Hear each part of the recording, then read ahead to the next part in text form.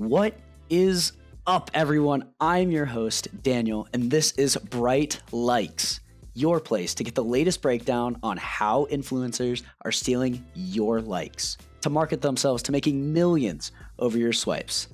Let's get into the deep dive.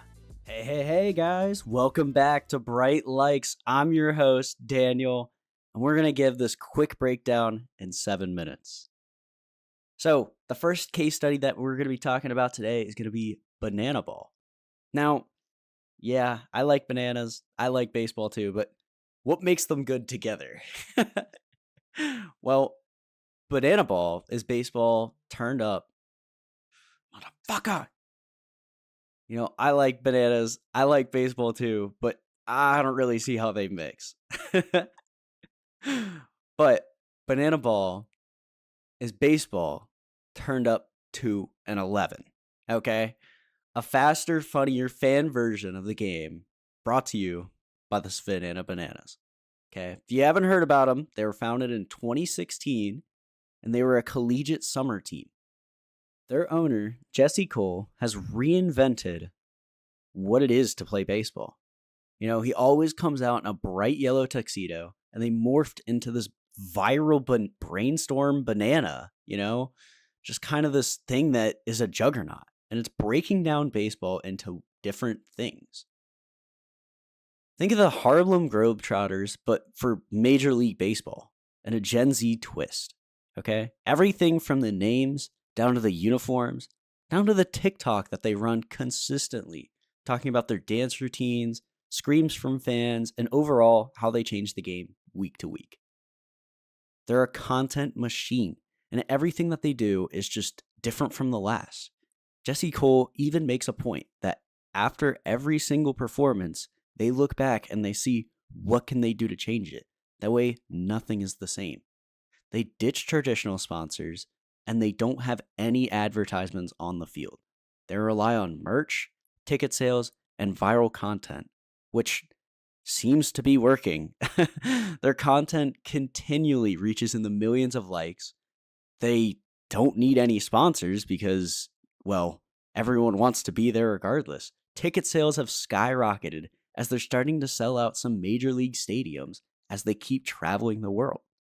Their yellow and green aesthetic is bold and instantly recognizable. Their motto, fans first, always.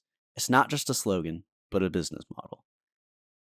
Jesse Cole even mentions that in one of his books that he wrote, talking about how fans are always the name of the game.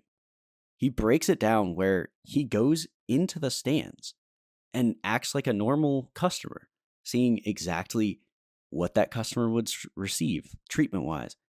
How is parking working? How is the overall game? What makes it funny? What wasn't funny? And being critical on himself of what worked and what didn't work. Putting himself in the shoes, he can kind of understand what he needs to market, what he needs to look at, and how everything's working. You know, there's some big things that shape what BananaBall is to just a normal baseball book, okay? They have an entirely different rule book. Number 1, there's a 2-hour limit, period. Number 2, no bunting. Try it and you're gone. Number 3, batters can steal first on any passed ball.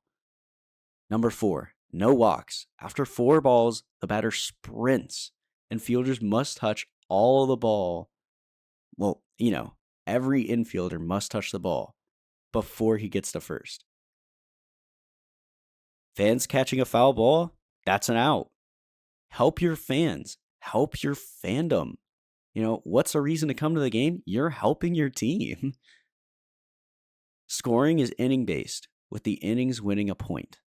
So if you get 3 points on the top of the first, and they get 2 points in the bottom of the first, you win 1 point, because you won the inning.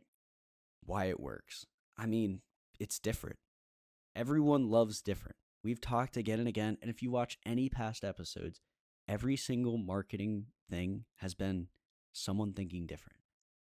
And Jesse's no different when he talks about his BananaBall.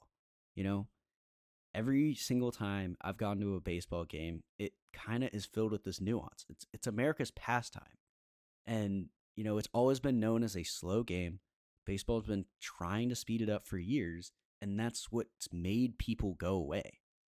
And reinventing the rule book into a new way, grabbing more people and making fans feel involved is something that you'll constantly getting people coming in for and looking at. The weird TikTok dances, it's perfect for them. TikTok is such a revolving platform that, the dance they did last week no longer is relevant. And they don't have to worry about changing it up, because a new dance becomes the thing every single week. And, as the week progresses and they keep changing the dances, the last one doesn't matter. And suddenly their marketing just seems to be perfect because they trade out a dance, a new one becomes popular. And suddenly, a fan that's went to last week's game and this week's game isn't going to expect the same dance because it's different every time. Perfectly executed, like a bunt. Nah, I'm just kidding. They don't bunt. We don't bunt either. Bunting's not for fun. Thanks all for tuning in. My name's Daniel. If you like the episode, please hit the subscribe button, share it with a friend, and remember, make that light bright. Peace.